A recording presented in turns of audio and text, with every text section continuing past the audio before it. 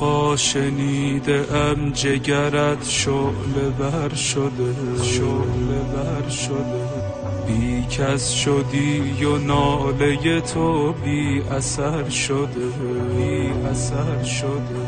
پیش حسین سرفه نکن آه کم بکش، خون لخته های روی لبت بیشتر شده، بیشتر شده. یک چشم خواهرت به تو، یک چشم بین تشت، تشت مقابلت پر خون جگر شده،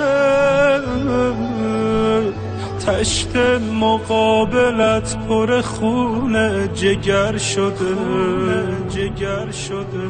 از ناله هات زینب تو هول کرده است، گویا که باز واقعه پشت در شده.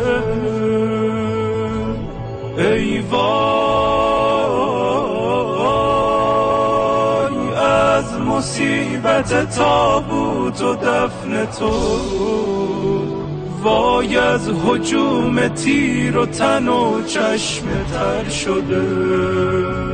می گفت با حسین ابوالفضل وقت در، این تیرها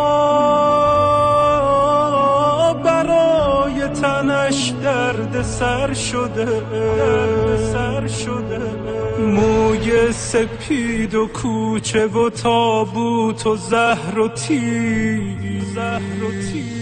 دوران غربت حسن این گونه سر شده.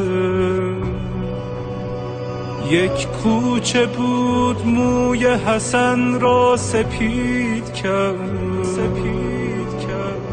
یک اتفاق بود که او را شهید کرد، شهید کرد. یک اتفاق بود که او را شهید کرد.